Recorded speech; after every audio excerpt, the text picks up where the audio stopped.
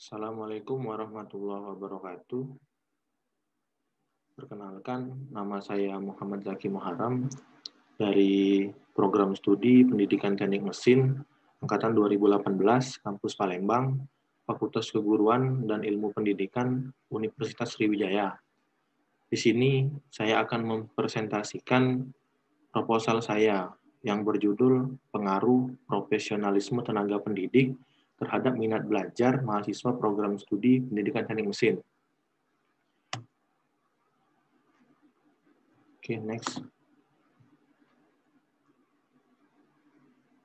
Nah, pada pendahuluannya itu diawali dengan pendidikan di abad ke-21 menurut Zubaidah. Jadi, menurut Zubaidah, pada pendidikan abad 21 ini disebut dengan 4CS, yaitu communication, collaboration, critical thinking, and creativity. Selain 4C ini, juga ada yang disebut 4 penunjang, yaitu learning to know, learning to do, learning to be, and learning life together. Nah, setelah penjelasan pendidikan ke abad 21 oleh Zubaidah, lanjut ke sistem pendidikan nasional menurut Kartodirjo.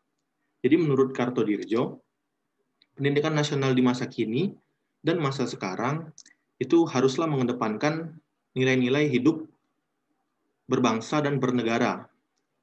Nah, karena itu akan mengurangi efek dari globalisasi, dalam hal ini efek negatif, sekaligus bersiap menghadapi tantangan dari ikatan-ikatan loyalitas primordial.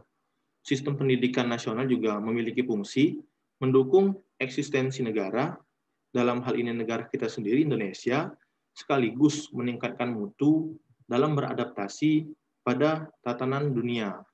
Nah, lanjut, itu pendidikan vokasi. Dalam hal ini yang dimaksudkan oleh Slamet. Menurut Slamet, pendidikan vokasi merupakan penyelenggara pendidikan formal yang diselenggarakan pada pendidikan tinggi seperti politeknik ataupun program diploma atau sejenisnya. Pendidikan vokasi ini memiliki fungsi strategis dalam mengembangkan manusia seutuhnya dalam hal daya pikir, fisik, dan penguasaan ilmu pengetahuan serta teknologi dan olahraga. Selain itu, pendidikan vokasi ini juga diharapkan dapat membangun manusia dan masyarakat Indonesia seutuhnya. Tolok ukur dari suksesnya peran pendidikan vokasi adalah tercapainya keseimbangan dua tujuan, yaitu pengembangan manusia seutuhnya dan pengembangan masyarakat Indonesia seutuhnya. Setelah membahas pendidikan vokasi, lanjut membahas tentang profesionalisme. Nah, profesionalisme ini menurut Lutfi ialah suatu pekerjaan di mana pekerjaan tersebut diperoleh untuk menafkahi, dalam hal ini suatu profesi. Nah, dalam profesi tersebut itu memiliki keahlian, keterampilan, karena didapat dari pelatihan. Lanjut, pada selanjutnya, itu membahas tentang minat belajar. Nah, minat belajar ini disampaikan oleh Gi dan juga Purwanto.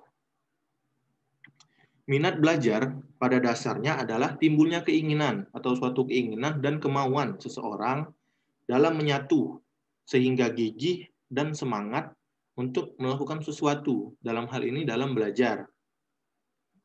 Atau bisa disebut dengan rasa lebih suka atau suatu ketertarikan akan direspon oleh pikiran seseorang untuk melakukan aktivitas sesuai kesukaan tanpa adanya pengaruh atau paksaan dan melalui suatu pernyataan. Nah, dalam hal ini saya akan melakukan penelitian itu di program studi pendidikan teknik mesin atau program studi saya sendiri. Maka dari itu, berdasar dari permasalahan inilah saya mengambil judul yaitu pengaruh profesionalisme tenaga pendidik terhadap minat belajar mahasiswa program studi pendidikan teknik mesin.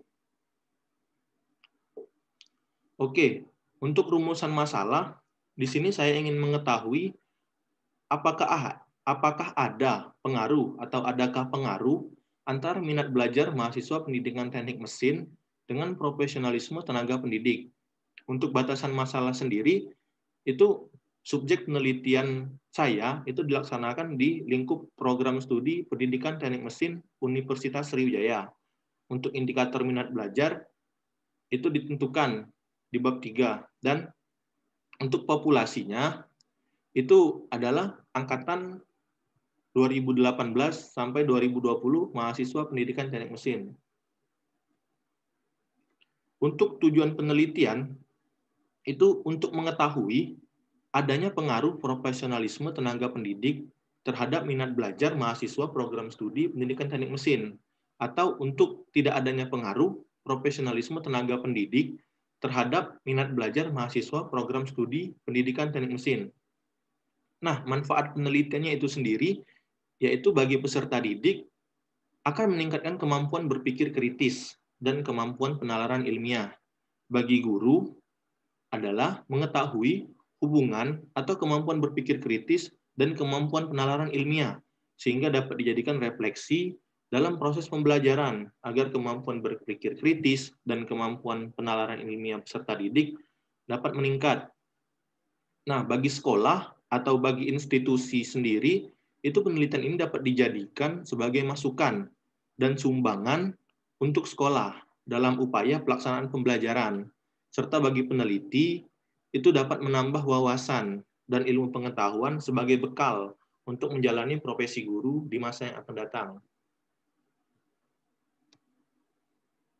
Untuk rumusan masalah sendiri,